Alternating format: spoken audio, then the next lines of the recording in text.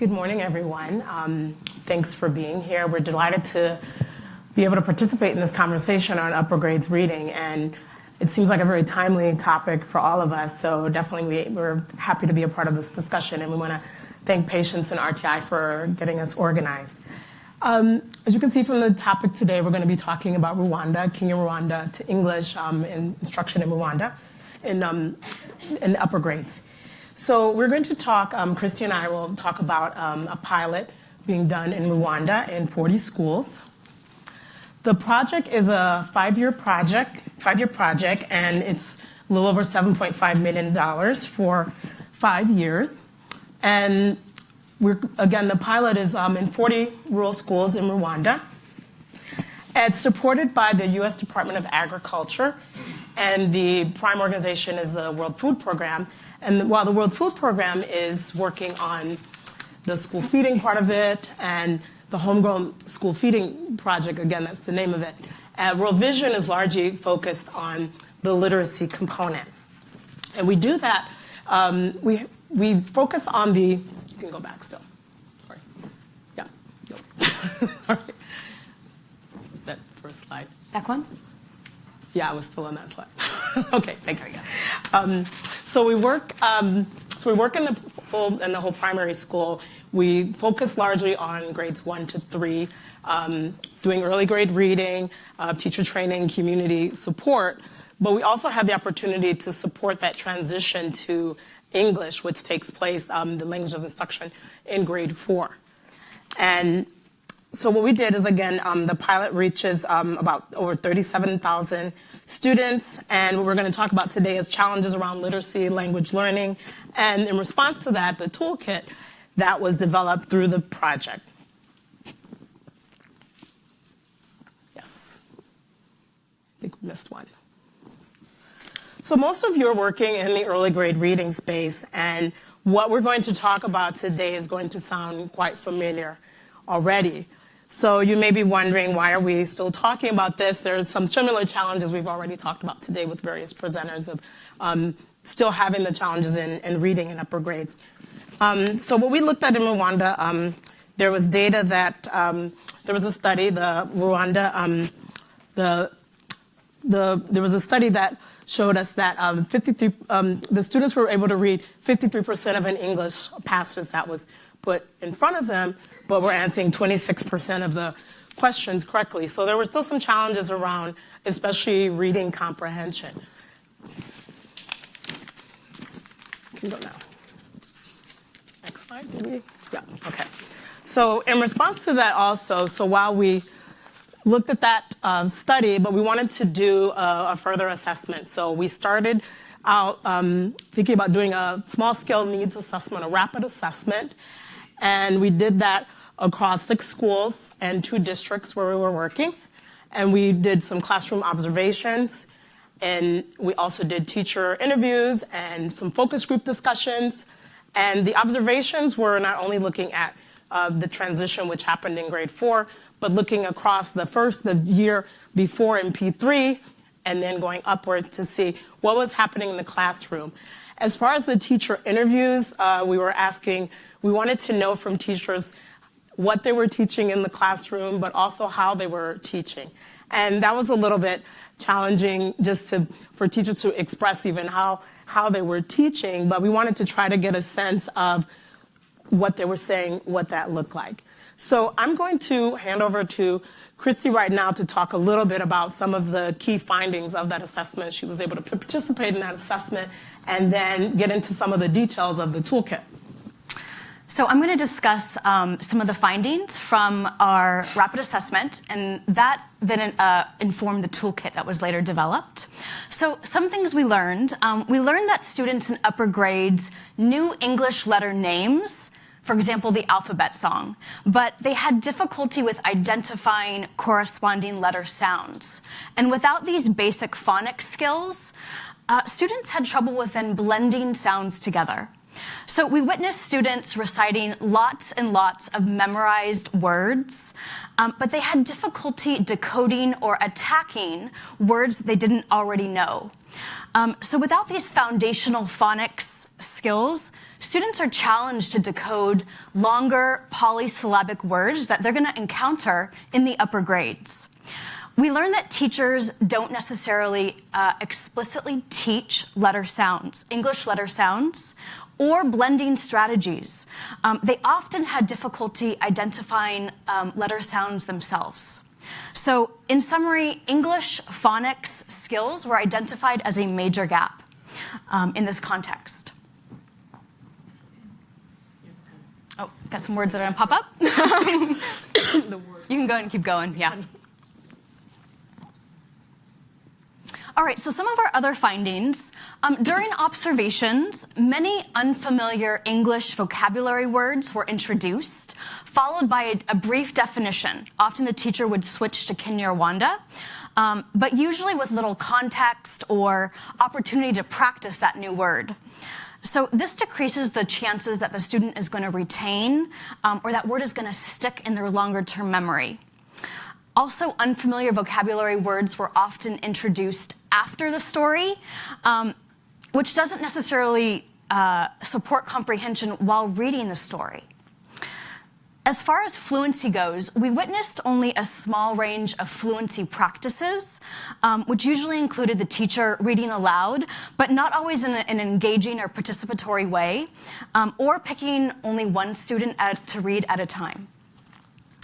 So the most common comprehension strategy observed was the use of simple, literal comprehension questions at the end of a story. So not really fostering that critical thinking that we want to get at. This often only required a few words to answer, with often just one or two children provided the opportunity to respond.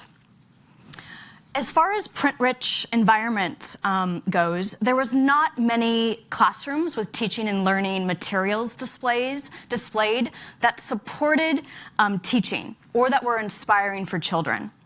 So during our observations, I don't believe we even saw student work up on walls. So that was one thing else we had noticed. Okay, next slide. So some final thoughts on our findings. Overall, we did not see many opportunities for children to be provided a space to practice reading in a safe and supported environment. So this could be through echo reading, choral reading, pair reading, independent reading, and having only one student to read at a time created very low participation from the rest of the students. We also found that classrooms were very exercise-driven, but often lacking that support through guided practice. There were, for students, as far as classroom discussions goes, there wasn't a whole lot of chances for students to participate in oral language discussions with each other. We found that was lacking. And we also found that many teachers in the rural schools that we visited, they were not fully fluent in English themselves. So, typically their first language, Kinyarwanda, or French, their second. So this is a very important structural challenge for us to think about. So we're going to take a quick break and do an activity to get you thinking a little bit about the toolkit. Let's see here. So if you want to do this with me, go ahead and draw about 10 steps. So you're going to draw a staircase. So this is a quick and easy activity. It's a phonics activity that can be done for those few minutes before lunch or before recess, or if you finish a lesson early. It can be done whole group, it can be done in pairs, or it can be done as a formative assessment, done individually.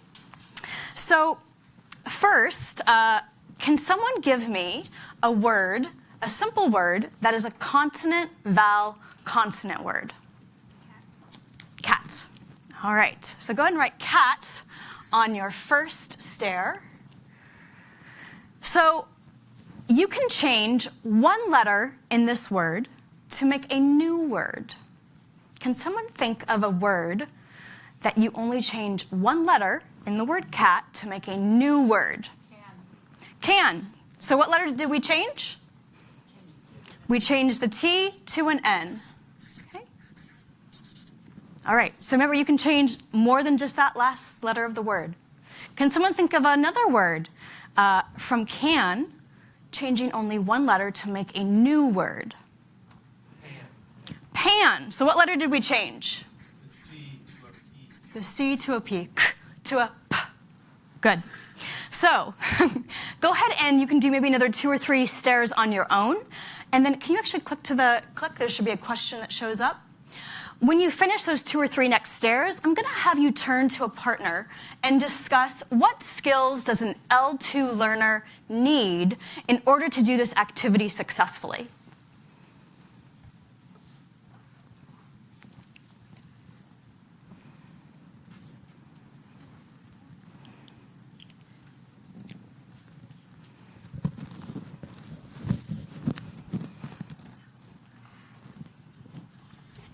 So what skills does an L2 learner need in order to do this activity successfully?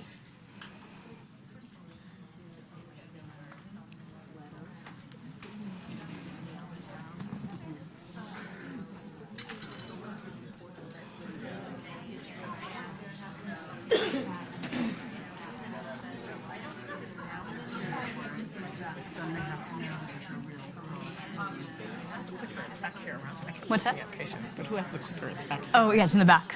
Yeah, they're actually doing it. Yeah.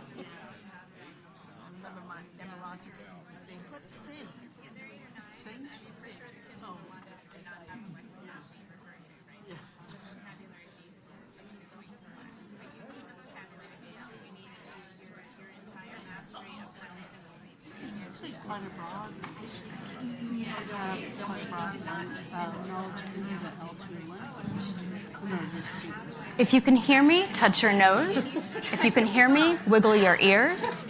If you can hear me, wiggle your fingers. If you can hear me, shimmy your shoulders. If you can hear me, clap once. If you can hear me, clap twice. If you can hear me, give yourself a pat on the back. Nice job.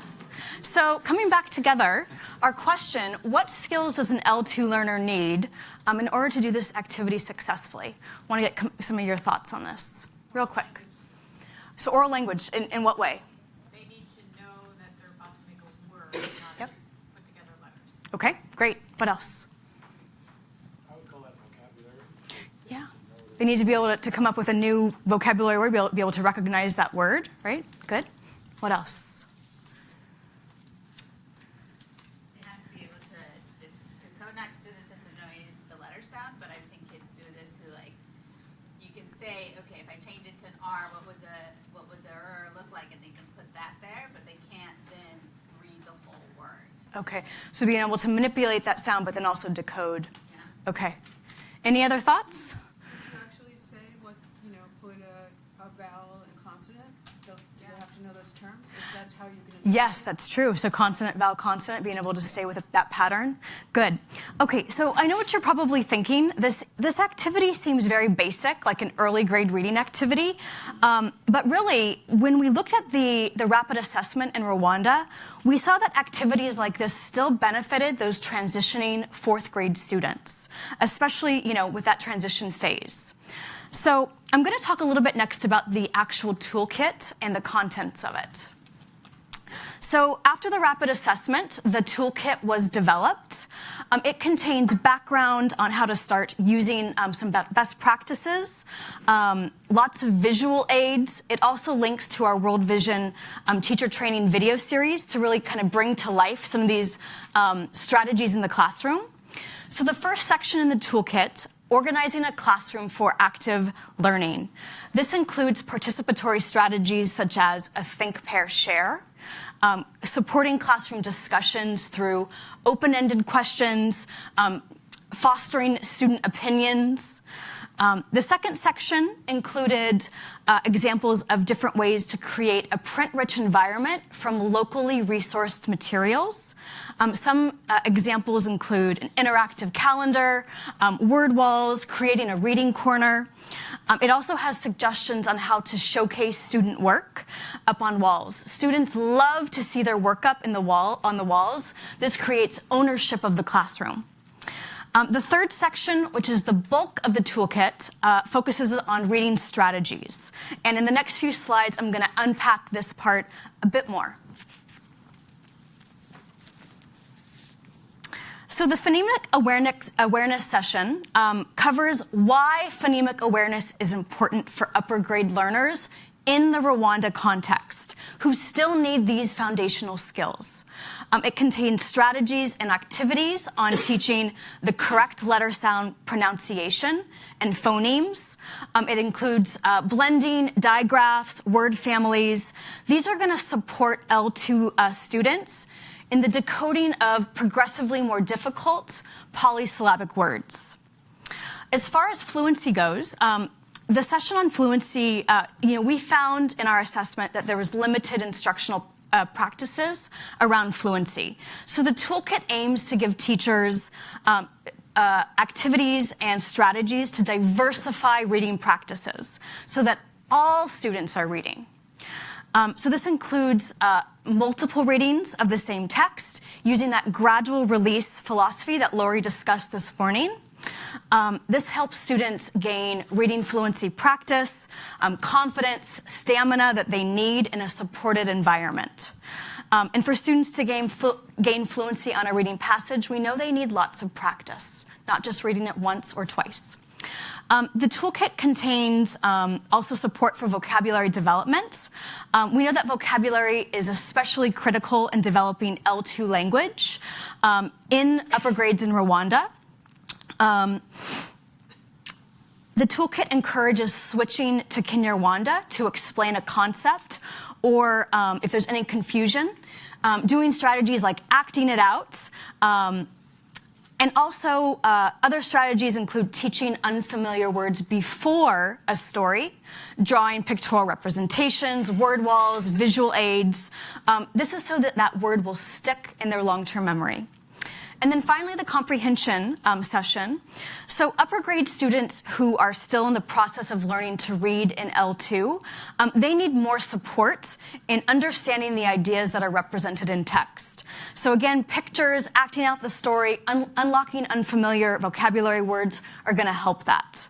The toolkit suggests, for example, students may need to summarize the text in Kinyarwanda first.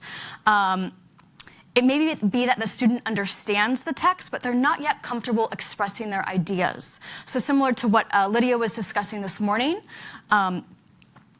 So the session also covers a number of explicit comprehension strategies, making connections to the text, predicting, questioning, summarizing. Sorry, we're on the next slide.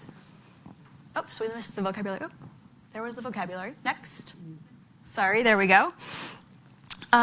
There's also an emphasis on creating and using inferential and evaluative questions, developing that critical thinking, as these are more challenging for both teachers and students.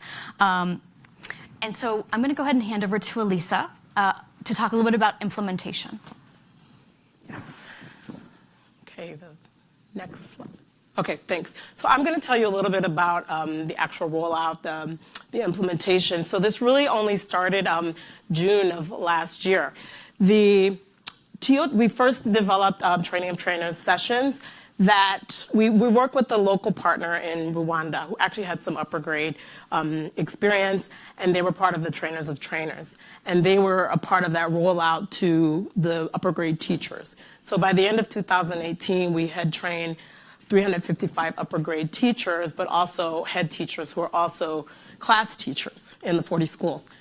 And we also wanted to just look at what's going to be our progress for implementation and how we're going to monitor it. So we did do a classroom observation monitoring tool. We developed that. And so I just want to share a little bit, just an anecdote from a head teacher about what the teachers are saying. And this is just one teacher. I'll read it. It's this short quote. "We've been trained on several aspects of teaching, but this training of literacy for upper grades has something extraordinary. My teachers assured me the training was helpful, was very helpful, especially letter sounds," which we've been talking about a lot, "which they have been lacking. Missing foundation of letter sounds makes it difficult for students to love English language since they find it hard to understand. As a result, they give up very early. But now we hope to see positive change." So this is just obviously one, okay, great, wrapping up, one teacher, one experience. But I'm I think what that shows us is that there's appreciation because it was a felt need. This is a real need. So I'll go to the next slide because I want to get to next steps. So we're really happy about the upper grade reading interest group, and we think that's the opportunity to just really move forward this discussion. So we have a couple of just comments, questions, things we'd like to talk through as a community. So we recognize the curriculum at this level is not necessarily dealing with letter sounds, but yet it's still an issue. So how are we going to kind of reconcile that gap? And the language of instruction, just knowing more about what the literature is saying about what are the better ways to support learners and teaching strategies. And the issue that keeps coming up again and again is that teachers just don't have enough fluency a lot of times in the language they have to teach in. So how can we address that? How can we work on that better? And finally, last but not least, what should we be measuring? What are we going to assess for upper grade reading skills? What is it we want really, children to know at that level? Last slide is the thank you. Thank you.